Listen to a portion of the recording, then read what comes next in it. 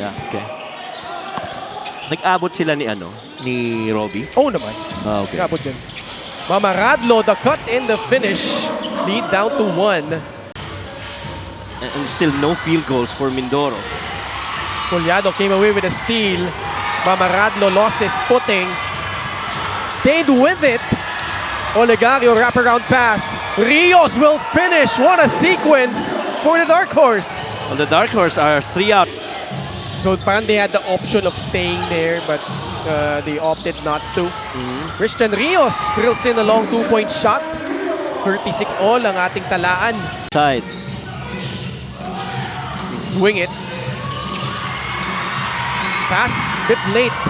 Good intention but bad execution. Christian Rios goes to JR Olegario. ManiPay, the digital wallet built for the community. Olegario nakalusot.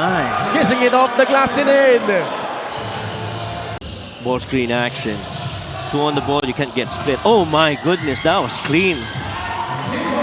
Lusot na lusot si Nico Mamaradlo. 12 points. I thought I saw an open lane already for JC Recta, but he saw a teammate that was open. When he got it, he too hesitated. Jay Collado in traffic, no problem. And I learned from Coach Christian that he calls you Ken Einstein. Grabe talaga ang memory mo daw. Hindi pwede magkamali sa'yo. Dahil pag nagkamali, yari kami. Even before, no, una-una magkasama tayo sa panel. Not here, ha? Oh. Ibang klase yung memory mo. I would like to know what... Naalala ko yung nakakalimutan ko. Halatica, nobody stopping the ball. He goes all the way for 2. And CJ Alatica. They have opened up an 8-point lead. Pocket pass, Gamalinda stretches and scores. Bam Bam for the Tamaraws. Gamalinda between the legs, crossover, step back over Jay Collado. All net. About that move by Bam Gamalinda. Fires a pass to Shaq Alanes. Collado off the dribble, leaning in. One-hander, the answer by Jay. Competitor talaga yun.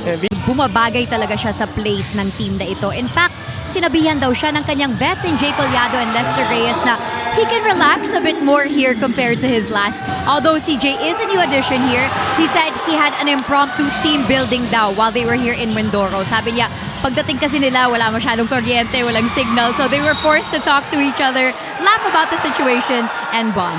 Back to you guys. Thank you so much, G. Heave from Heruta had a good line, just fell short.